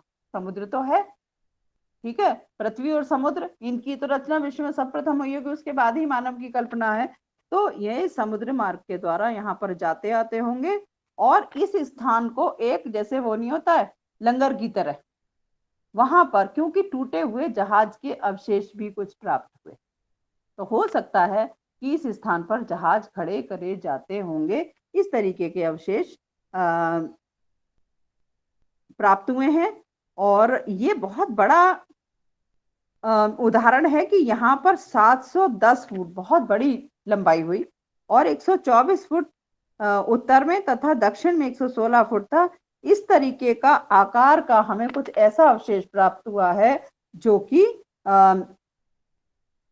जिसको कहते हैं ना जहां पर आकर जहाज खड़े होते होंगे। इस तरीके का कोई चबूतरा या कोई टुकड़ा इस तरीके का बड़ा यहाँ से प्राप्त हुआ है। और ये नगर जो है लगभग 2 किलोमीटर के एरिया में था और यहाँ पर बहुत बाद में खनन कार्य हुआ है। लगभग 1960 के आसपास हुआ है। 1958-59 के आसपास यहाँ पर उत्खनन कार्य हुआ और इसके बाद में यहाँ पर क्योंकि समुद्र के किनारे के आसपास की जगह बस्ती में पानी ना आ जाए इसलिए यहाँ पर भी बाउंड्री वॉल का निर्माण किया गया और कच्ची ईंटों और इसके अलावा चबूतरे का निर्माण किया गया है।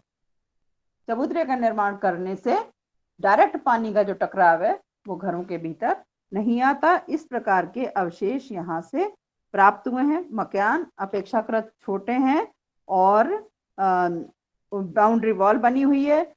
कच्ची सड़कों के किनारे नालियां भी बनी मिली हैं। नाली अगेन ड्रेनेज सिस्टम को बताती है। मकान अधिक बड़े नहीं है और कच्ची ईंट का प्रयोग यहाँ पर अधिक दिखता है।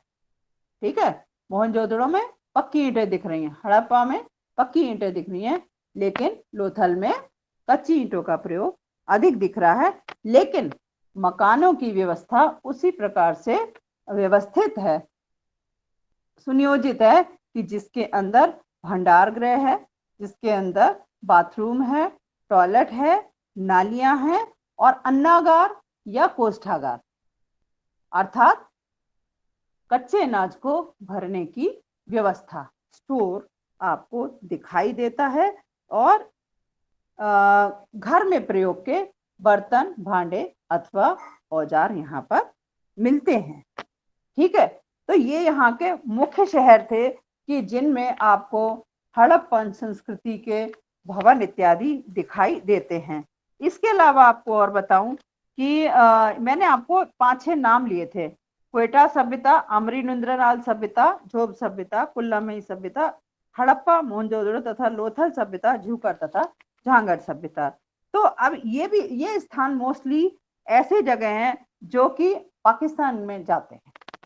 बलूचिस्तान के आसपास के क्षेत्र है और सिंधु नदी के तट पर बसे हुए ये छोटे छोटे नगर हैं कि जहां पर विभिन्न प्रकार के मूर्तियों के टुकड़े इत्यादि पाए गए हैं। जो इनमें से मुख्य स्थान थे वो चारों मैंने भी आपको बता दिए।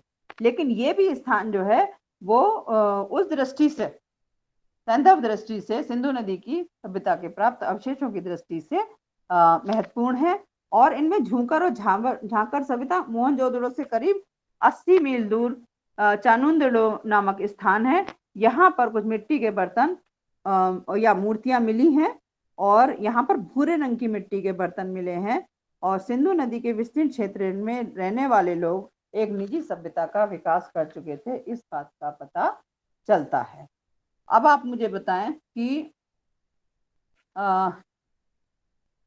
ये चीजें आपको क्लियर हैं जो भी बताई गई हैं? ठीक है, अब कुछ आपने आज के लिए कुछ सवाल अपने रखे हुए थे कुछ डिस्कशन के लिए? अभी समय कितना हुआ है?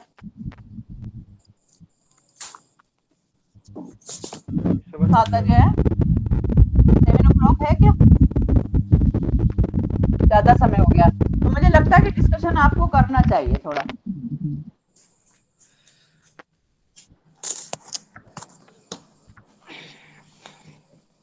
मैं जब आपसे बात कर रही थी अभी, आप लोग अपनी तरफ से सवाल नहीं पूछते ना डिस्कस करते हैं। कुछ कहीं ना कहीं क्यूरियोसिटी बीच में जरूर आनी चाहिए कि जिनके बारे में आप बात करें।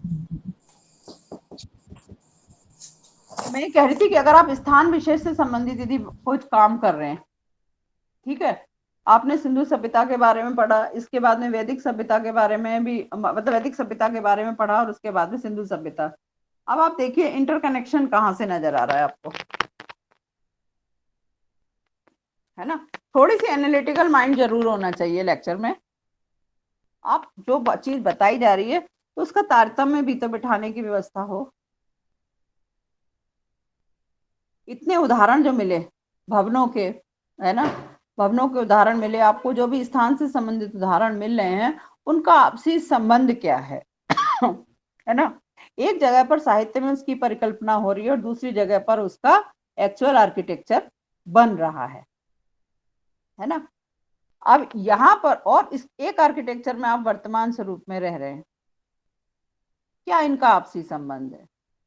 शोध करेंगे तो आपको वर्तमान को तो भविष्य में ले जाना, उसमें अतीत में ले जाना पड़ेगा ना। बिना आप उसकी जड़ों तक जाए आपका शोध प्रमाणित कैसे होगा। तो आप जो भी पढ़ रहे हो ना उसमें आप उसकी जो मूल स्वरूप है उन चीजों के मूल स्वरूप की तरफ जाने का आपको करना होगा। कोई भी शब्द है जिस आप टर्म का आप प्रयोग कर रहे हो किसी स्थान के लिए, है ना। मैंने जैसे आपको पांचाल शब्द के बारे में बताया उस समय, है ना, और क्या बताया हस्तिनापुर, फिर मैंने आपको कनेक्शन जोड़ा उधर का गुड़गांव का गुरुग्राम यानी द्रोणाचार्य, है ना। सब बिल्कुल पास पास की जगह है। एक राज्य इतना विशाल था, ठीक है, एक राज्य इतना विशाल था, हस्तिनापुर नामक जगह थी जहां पर वो कौरव व पांडव थे, है ना। फिर उनके बीच युद्ध कहाँ जाके हुआ, कुरुक्षेत्र में। तो कुरुक्षेत्र खासतौर पे सेनाएं गई होंगी ना, राजप्रसाद में तो लड़ते नहीं, राज सीमाओं के भीतर कहीं जो मैदान रहे होंगे वहीं जाकर तो युद्ध हुआ होगा, है ना। कृष्ण कहाँ रहते थे, यूपी में, है ना। और फिर यहाँ से कहाँ चले गए, द्वारका में। तो महाभारत के जब या श्री कृष्ण से संबंधित जब उल्लेख आते हैं तो युवा कृष्ण की बात होती है तो वो द्वारका में रहते होते हैं उस समय, है ना। फिर वो मथुरा में नहीं रह रहे होते हैं। आप देखिए कितने चीजों का एक कुछ प्रमाण ऐसे मिलते हैं कि आवागमन के साधन भी उनके अच्छे रहे होंगे, तब वो इतनी दूरी पर जा पा रहे थे। पर साधन क्या थे, आपने उस समय पुष्पक विमान की कल्पना तो आपने रामायण में भी पढ़ ली, है ना। तो विमान का मतलब क्या है, विमान जो हवा में चलता है मतलब हवाई जहाज, यानी उस जमाने की टेक्नोलॉजी। ये टेक्नोलॉजी किस बात का प्रमाण है, ये साहित्यिक प्रमाण है, ठीक है।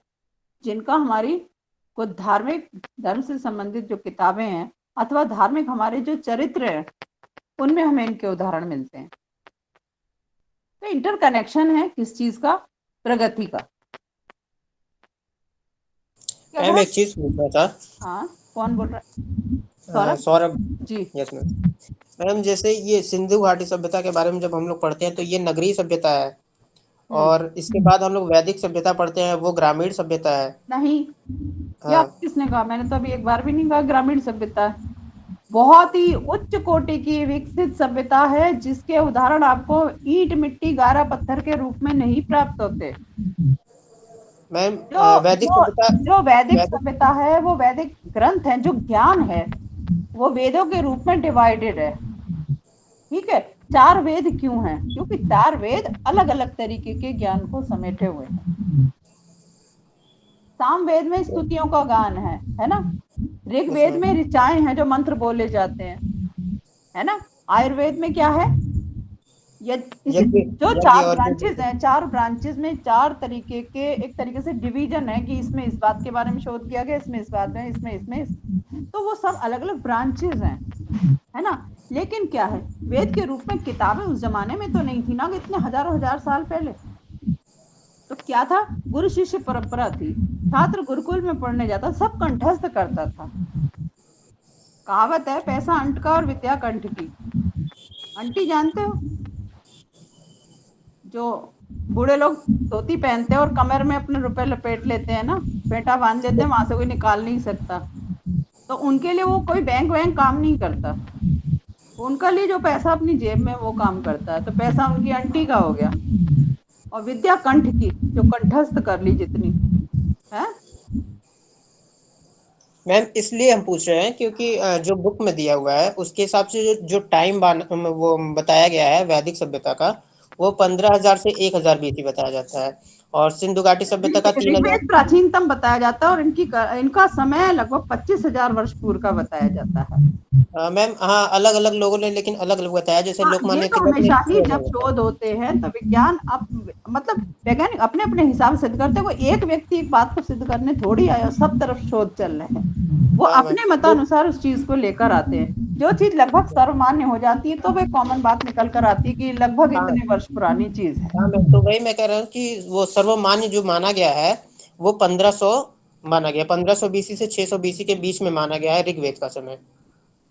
600 बीसी, 600 बीसी तो शुकना क्या 600 बीसी तो शैशुनाग और नंदवंश का समय आ गए तो बहुत बात की बात हो गई भाई। यस मैम, लेकिन हमें ये तो ऐसा लिखा बहुत हुआ है बुक में। व्यवहारिक नहीं लगता ये चीज, क्योंकि यस मैम, वेदों यस का मैम, ज्ञान प्राचीनतम ज्ञान है। Yes ma'am. जो और मैक्स मूलर और विंटरनिट्स ने जो बनाया है उसके अब आप आधार पे, मतलब वो लोग कह रहे हैं कि 1200 के आसपास, 1200 के बीसी के ये आसपास। चीजें आप बताइए, आपके देवों की कल्पना, ऋषियों की कल्पना, ये जो कुछ भी है ज्ञान की कल्पना, कम से कम इस पृथ्वी पर नॉर्मल राजा जो आए हैं उनसे तो बहुत बहुत बहुत प्राचीन। वही वही थोड़ा अजीब लग रहा था मुझे खुद ही पढ़ के, तो इस वजह से मैंने आपसे तो पूछा। आपको अजीब को अजीब ही रहने दीजिए, थैंक है ना। अजीब को ज्यादा सजीव करेंगे तो फिर आप यू। चक्कर में पड़ जाएंगे। आप विद्वान, विभिन्न विद्वानों के विचार हैं और उनसे आप एक देखिए कि सर्वमान्य चीज क्या आती है। इसीलिए कोई चीज हाँ आज मैम, से ये नहीं कहता कि ये 25,000 वर्ष पूर्व ही है, लगभग 25,000 वर्ष पूर्व के ग्रंथ माने गए हैं। ठीक है।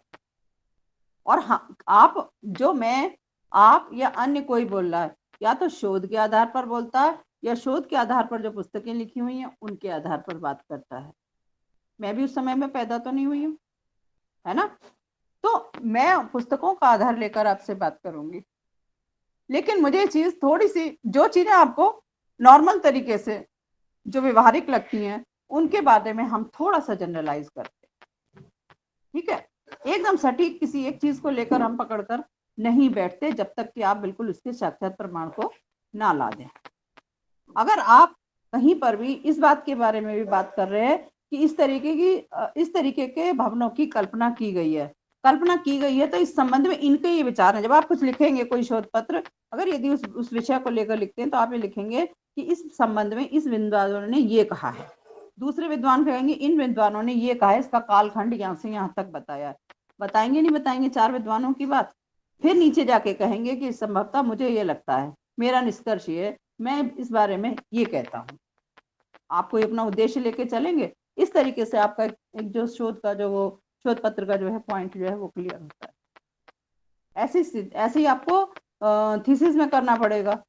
तो थीसिस में आप जो थीसिस का पूरी रूपरेखा जो बनाएंगे, उस रूपरेखा में आपके कुछ एम रहे होंगे ना, मैं क्या खोजने चला हूँ, क्या नई बात लेकर मैंने अपना सिनॉप्सिस बनाई है। तो फाइनली जब आप पूरा डेटा कलेक्ट कर लेंगे, उसके आधार पर जो भी भौगोलिक, ऐतिहासिक या मेन चैप्टर से होते होते जब आप उपसंहार पर आएंगे या मूल्यांकन पर आएंगे, उस मूल्यांकन में आप अपने निष्कर्ष को देंगे कि फाइनली मेरे जो उद्देश्य थे वो वहां जाके पूरे हुए हैं। जब आप एम्स लिखते हैं तो वहां पर बताते हैं कि मैंने ये इस विषय को लिया है और ये मेरे उद्देश्य हैं, ये पॉइंट मैंने लिया है, इसको सिद्ध करना मेरा उद्देश्य रहेगा। इस तरीके की बात आप जो सिनॉप्सिस के पहले जो बिल्कुल शोध के उद्देश्य होते हैं वहां पर आप कहते हुए आते हैं। फाइनली इन सबको प्राप्त करना मेरे शोध का प्रमुख उद्देश्य है, यहाँ पर आपकी बात ओवर होती है। तो फाइनली जब आप थीसिस सबमिट करेंगे तो जब आपका निष्कर्ष वाला लास्ट चैप्टर होगा तो वहां पर आपको ये बात प्रूव भी करनी पड़ेगी कि आप इस उद्देश्य को लेकर चले थे, ये फाइंडिंग मुझे इस तरीके से मिली है और मुझे ऐसा लगता है, तो मेरे अनुसार ये चीजें मैंने पाई, है ना। अब आपके शोध के काम को जब कोई आगे जाकर पढ़ेगा तो वो कुछ और उसमें से फाइंडिंग्स निकालेगा, उससे सहमत भी हो सकता है और उससे असहमत भी हो सकता है। रिसर्च के क्षेत्र में हमेशा स्कोप बना रहता है। ठीक है। पहले जो कुंड खोजा गया उसके बाद में नया कुंड 1958-59 में आ गया, तो प्राचीनतम जलाशय तो फिर वो हो गया ना। जब तक वो एक एग्जिस्ट कर रहा था तब तक तो वो ही था ना प्राचीनतम। तो ये चीजें हैं, खोज के क्षेत्र में काम लगभग लगातार चलता रहता है। और पुरातात्विक अवशेष जिस चीज के बारे में आज हम प्राचीनतम कह रहे हैं, हो सकता है कल किसी और नई जगह से मिलने वाली जो चीज है उसकी कार्बन डेटिंग हो जाए, वो उससे भी प्राचीन निकल जाए। तो आपको लेटेस्ट क्या होगा ये बात का फिर पता रखना पड़ेगा, और इसीलिए पढ़ाई की जरूरत है, इसीलिए नए शोध ग्रंथों की जरूरत पड़ती है कि पुराने में क्या मिला था, लेकिन थोड़ा नए में भी क्या और कोई नई चीज सामने आई है। ठीक है, और बताएं।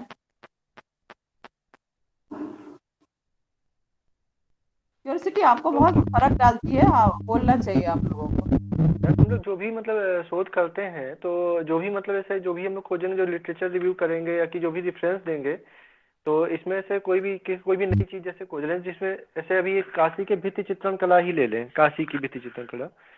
तो काशी में जैसे जो भित्ति चित्रण हुआ है, जो गलियों में, जो घर के बारजों में, बाहर द्वारों पे, ये बहुत पुराने समय से होता चला आ रहा है। इसका परिवर्धित रूप भी आता रहा समय समय पे। अभी इस समय जैसे पहले अर्थ कलर यूज होते थे, आज पोस्टर कलर वगैरह, और आज जो मॉडर्न कलर है वो भी यूज होने लगे हैं। बल्कि अभी भी कुछ का होता है, कुछ पारंपरिक गलियों में है ऐसा, पतली पतली जो गलियां हैं जो काशी की, उनमें है अभी। तो मैम इसका जो बेस मतलब जो आधार है, जो कब से शुरुआत हुई है, तो हम लिटरेचर रिव्यूज या पुराने लिटरेचर या जो भी शोध पहले हो चुके हैं उनसे ही जानेंगे उसका जो पुराना या इस पर जैसे मेरी नॉलेज में एक काम है ईश्वर चंद्र गुप्ता का, उन्होंने शायद बनारस के भित्ति चित्रों पर काम किया है, एक थीसिस है, तो काम इस पर हो चुका है। कुछ आपको लिटरेचर रिव्यू कुछ वहां से मिल सकता है। मैम। तो इसमें मतलब प्लेगरिज्म से कैसे बचा सकता है, मतलब ज्यादा से ज्यादा अगर प्लेगरिज्म ना हो, जैसे हमने लिटरेचर रिव्यू दिया फिर उसका मैंने रेफरेंस कहा ना दिया। कि किसी चीज को ढंग से इलाबोरेट करना आना चाहिए आपको, विस्तार से आप कैसे कह सकते हो। जो व्यक्ति उस बारे में बात कर रहा है, आप कम से कम भाषा तो उससे अपनी अलग रखो, भाषा से तो बच सकते हो ना, सेम सेम लैंग्वेज आप मत अपनाओ, विचार आपके हो सकते हैं, है ना। एक बात को आप कई तरीके से कह सकते हो ना, भाषा पर अधिकार होना बहुत जरूरी है। एक्सप्रेशन जो आप इन्वर्टेड कॉमर्स में देते हो, वो है कि उसका बिल्कुल एज इट इज कथन को बोलना। तो एज इट इज कथन जो ले रहे हैं वो आपका वो है, वो चीज जो आपने कोष्ठक में दे दी और वहां पे नंबरिंग करी 1 2 ऐसे करके, लेकिन उसी बात को आप अपनी भाषा में कैसे कह रहे हैं, है ना। उस बात के संबंध में आप ऊपर से क्या भूमिका बनाते हैं, और तब आपने सपोर्ट में उस बात को डाला है, ये आपको प्लेगरिज्म से बचा देगा। ठीक है, हूबहू अगर आप उसी बात को कहोगे, क्योंकि आपने अपनी विचार से संबंधित कुछ दूसरे ने क्या कहा वो ढूंढा है, तो आप उसे लिखोगे तो हो, है ना। लेकिन यदि आप जब तक आप उसे अपनी भाषा में लिखोगे तो वहां पर कोई प्लेगरिज्म का सवाल नहीं है। जब आप हूबहू उसकी बात को आप अपने सपोर्ट में डालिए, उसकी बात को हूबहू, जैसे कि आप कोई बात कहते जा रहे हैं, मैंने एक आध रिसर्च पेपर ऐसे देखे हैं, पहले पैरा में हरद्वारी लाल शर्मा ने क्या कहा था, दूसरे में रस्किन ने क्या किया था, तीसरे में किसी और गांठ ने क्या कहा, चौथे में कुछ और ने क्या कहा। आप इस तरीके से करते करते पैरा वाइज आपने क्रम तो बना लिया, लेकिन बात दूसरे की लगातार कहते चले जा रहे हैं, और आपने 15 वहां पे रेफरेंस डाल दिए, तो 2 पेज आपके तैयार हो गए। ये तो 100% प्लेगरिज्म है। जो हरद्वारी लाल ने जिस विषय में बात करी, उस विषय में आप भूमिका क्या बना रहे हैं, आप उनके विचारों को कैसे लेते हैं, पहले आप तो एलेबोरेट करिए, फिर आप बाद में कहेंगे कि इस संबंध में हरद्वारी लाल शर्मा के विचार ये हैं। ठीक है, पहले आप अपनी बात कह लो, तो उसके बाद में जब आप विचार रखोगे तो वो प्लेगरिज्म की कहीं ना कहीं आपको लिमिट करेगा मेरे हिसाब से। क्योंकि अब नॉर्म्स ऐसे हैं और ऐप के थ्रू जो है वो नॉर्म पकड़ लिया जाता है, तो आप जितना भी अवेयर रहो, ये लिखने का तरीका होना चाहिए आपका, इसको आप बेसिक शैली में अगर आप शामिल कर लोगे तो प्लेगरिज्म आपको प्लेगरिज्म के खतरे से तो बचोगे, तो मतलब रिपीट करने से बच जाओगे, वरना आप बार बार लिखोगे, आपका कोई एकदम से रिजेक्ट करने नहीं जा रहा, लेकिन आप रिजेक्शन का आपको करेक्शन का मौका बार बार दिया जाएगा, और ज्यादा मौके ये भी नहीं मिलेंगे। इसका जो भी ऐप कोई आता है उसमें आप डाल के अपने मैटर को चेक कर लेना, जब आप चेक कर लोगे तो उसमें जो भी आपको करेक्शन का वो संकेत देगा उसको ऊपर से ऊपर आप पहले से करेक्ट कर लो अपनी पेन ड्राइव कहीं भी जमा करने से पहले। तो हालांकि अभी टाइम है, आपके पास अभी टाइम है, अभी तो आप अपनी सिनॉप्सिस करोगे, सब करोगे, और इस समय लिटरेचर रिव्यू में वो चीज़ नहीं आएगी, कि आपको फाइनल जब आप अपनी ये थीसिस दोगे तब जरूरत पड़ेगी। तो इसलिए बहुत चिंतित अभी से मत हो। मैंने आपको केवल थोड़े थोड़े संकेत दिए हैं। संकेत दिए इसलिए कि आपका पीएचडी कोर्स और एक ट्रेनिंग पीरियड है कि आप कैसे करो अपना काम। तो यहाँ पर जितना हम लोगों को पता है हम आपसे शेयर कर रहे हैं, ठीक है। तो इतना अगर आप फॉलो करते चलोगे इसमें आपका समय कम बर्बाद होगा। और लाइब्रेरी से बहुत अच्छे से आप नोट्स लेंगे अगर बिल्कुल सटीक तरीके से, तो आपको लाइब्रेरी के नोट्स में भी कभी गटमट नहीं होगी कि इस किताब के नोट्स उसमें मिक्स हो गए, इसके इसमें मिक्स हो गए। सबसे पहले आप किताब का नाम नोट करें और उसके बाद में अलग अलग आप उसके पार्ट बना लें अपनी कॉपी के। एक पार्ट में आपने एक किताब से नोट करा, दूसरा फिर बनाया, फिर उसके सारे, तो केवल पेज नंबर डालते जाएंगे और आप पैराग्राफ नोट करते चले जाएंगे। इस तरीके से कर सकते हैं। बहुत सारे स्टूडेंट्स अभी टाइम बचाने के लिए बड़ी बड़ी लाइब्रेरी में तो फोटोकॉपी की व्यवस्था होती है। जो जो पेपर्स हैं उनमें आप कोई फ्लैप लगा लीजिए, कोई पेपर वगैरह, और उसके बीच में फंसा लीजिए। जो जहाँ पर आपको फोटोकॉपी वाले लोग मिलते हैं वहां से आपने फोटोकॉपी करवाई और अपने पेपर कलेक्ट कर लिए। और तरीका क्या है, मोबाइल से यदि फोटो खींचने की यदि परमिशन है तो मोबाइल से आप फोटो खींच लीजिए, आकर आप प्रिंट निकलवा लीजिए, ठीक है।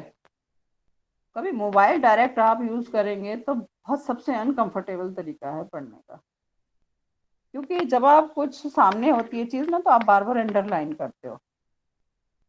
अंडरलाइन करने पर मुझे लगता है कि अच्छी मेमोरी बनती है, मेन चीज पकड़ में आ जाती है तुरंत ही। और फिर आपको लिखने का काफी बेटर होता है कि ये चीज हमें यहाँ से उठानी है, ये यहाँ से लेनी है, आप उसकी नंबरिंग भी कर देते हो।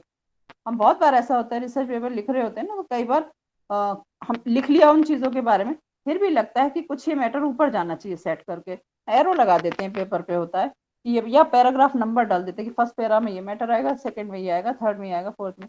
ऐसे करके हम क्रम डिसाइड करते हैं, फिर उसको फेयर कर लेते हैं, ठीक है। तो ये चीजें हो जाती हैं। और एक स्टार मार्किंग होती है। किसी चीज के बारे में यदि आपको डिटेल देना है और डिटेल आपसे वहां नहीं हुई जहां आपको करनी थी, अब आपने आगे का मैटर लिख दिया, तो वहां पे फिर क्या करें। तो जो लेफ्ट साइड में खाली पेज है वहां पे सेम मार्क आप लगाइए जो आपने राइट साइड में लगाया है, मैटर जहाँ पे आपको कनेक्ट करना है, सेम मार्क आप लेफ्ट साइड में लगाओ और वहां पर जो भी आपका डिटेल आ रहा है उसको आप नोट कर लो। जो रिसर्च में राइटिंग का जो मेथड है उसमें यही है कि आपको एक साइड में काम करना है, दूसरी साइड में एडिशन या करेक्शन का वो देना है, ये आप करिए। तो इससे भी लेखन में सुधार होगा और कंफर्ट कम होता है और पैराग्राफ की नंबरिंग करने में भी आसानी होती है। ये वो व्यवहारिक तरीके हैं जो कि आपको वास्तव में आपको काम करते हुए शायद आप फील कर जाएं किसी टाइम पे कि हाँ ये ठीक है और इससे मुझे आराम मिल रहा है काम करने में। तो ज़्यादा कट पीट नहीं होती है उसमें, तो काट पीट करने से सारा काम खराब होता है। और इस तरीके से आप एडिशन बहुत आसानी से, एडिशन या आपका गाइड आपको करेक्शन करके देते हैं तो उनके पास लिखने के लिए स्पेस होती है कि वो उसके बारे में क्या कर सकते हैं। तो ठीक है, तो लाइब्रेरी के लिए आप फोटोकॉपी का है ना, फोटोज का इस्तेमाल और परमिशन का, परमिशन पहले से हो। और आप लाइब्रेरियन से भी जहाँ भी लाइब्रेरी ज्वाइन करते हैं तो यदि वो कैमरे के इस्तेमाल की या फोटो के इस्तेमाल की यदि कोई वहाँ पे ऑब्जेक्शन नहीं है तो आप उसको कर लीजिए। बहुत सी बुक्स ऐसी महंगी होती हैं कि जो आपको केवल वहीं मिलती हैं, वो आपको इशू भी नहीं होती, और किसी भी अदर लाइब्रेरी में तो कोई बुक इशू होनी ही नहीं है। सिर्फ आपके अपने कॉलेज की लाइब्रेरी में ही आप कुछ छोटी मोटी सस्ती मद्दी किताबें इशू करा सकते हैं। जिन भी किताबों में वो होते हैं फलक, चित्र फलक, यानी कि ड्राइंग वाले जो शीट्स हैं, तो वो बुक्स लगभग ना के बराबर और अनअवेलेबल टाइप की होती हैं क्योंकि वो रेफरेंस बुक्स हैं और पुरानी बुक्स होती हैं तो उनका प्रकाशन भी संभव नहीं है। इसलिए लाइब्रेरीज उन्हें बहुत सुरक्षा के साथ में इस्तेमाल करती हैं और शायद आम स्टूडेंट्स तो उन तक पहुँचते भी ना हो, केवल रिसर्च स्टूडेंट्स को उन तक पहुँचने की इजाज़त होती है। तो इस तरीके की चीज़ें हैं जो कि आपको ध्यान रखनी है, तो उन किताबों का इस्तेमाल भी सावधानी से करिए। बहुत सारे जर्नल्स हैं आजकल, मल्टी डिसिप्लिनरी जर्नल्स आ रहे हैं। तो मल्टी डिसिप्लिनरी में क्या होता है, उसमें हिंदी से भी संबंधित होंगे, अंग्रेजी से संबंधित और अन्य विषयों से संबंधित होंगे, लेकिन उन्हीं में कहीं आपको ड्राइंग से संबंधित रिसर्च पेपर भी मिल जाएंगे, पेंटिंग से संबंधित।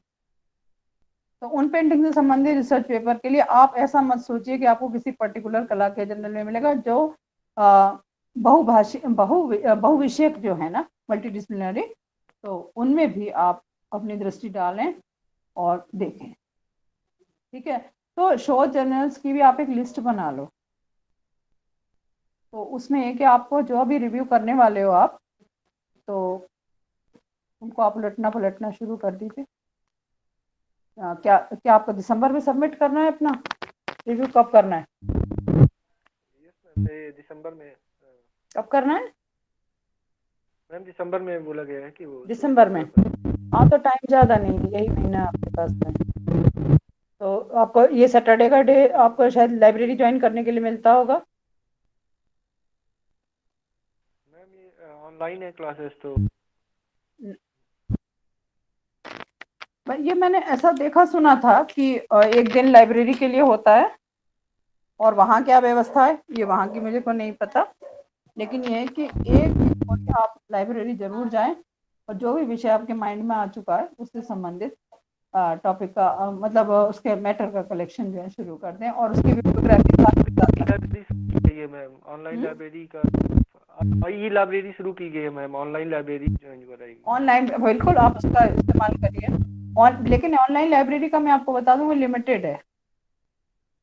अभी लेटेस्ट जो रिसर्च हो रही है वो तो सारी अपलोड करी जा रही है कंपलसरीली, और अब जो आगे होगी वो भी करी जाएगी। पिछले कुछ सालों की कर दी गई होगी, लेकिन फिर भी आपको बहुत ज़्यादा पुराने अभी उस पर नहीं मिलेंगे। काफ़ी काम हुआ है लेकिन अभी उस पर अपलोड हो सकता है ना हुआ। ठीक है, तभी तो प्लेगरिज्म पकड़ी जा रही है।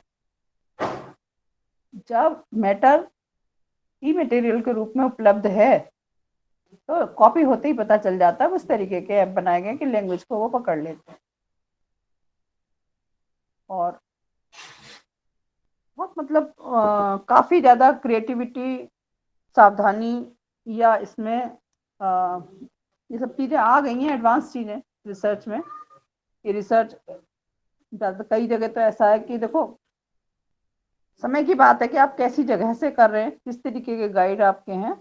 और फिर भी मुझे लगता है कि थोड़े अपने इस समय जो यूजीसी के जो उद्देश्य है वो ये है कि थोड़े समाज के काम में आने वाले आपके शोध हों और इंटरडिसिप्लिनरी हो, एक विषय का दूसरे विषय से कनेक्ट करते हुए अगर आप शोध करते हैं तो कुछ नई चीज़ें सामने आएंगी। ये दो चीज़ें तो मेरी समझ में आएंगी कि पहले ऐसा तो था ना, नहीं ड्राइंग का विद्यार्थी इस विषय पे नहीं कर सकता। नहीं, यदि चित्रकला है तो उसका पॉलिटिक्स से क्या संबंध है, कहाँ प्रयोग है पॉलिटिक्स में चित्रकला का, है ना। इस तरीके की चीज़ें हैं। कला है तो कला का अर्थशास्त्र क्या है, मार्केटिंग से रिलेटेड चीज़ें हो सकती हैं इसमें, है ना। तो कला है तो कला का साहित्य में वर्णन क्या है ना, साहित्य में किस तरीके, या कविताओं से संबंधित चित्र कहाँ है, क्या है, कितने हैं, तो उसकी उसकी बात हो सकती है। तो ये सब चीजें हैं जो दिखाई पड़ती हैं। आज का टाइम ओवर हो चुका है, मीटिंग हम और करते हैं। ठीक है, thank you ma'am. Thank you ma'am. Good night. Thank you ma'am.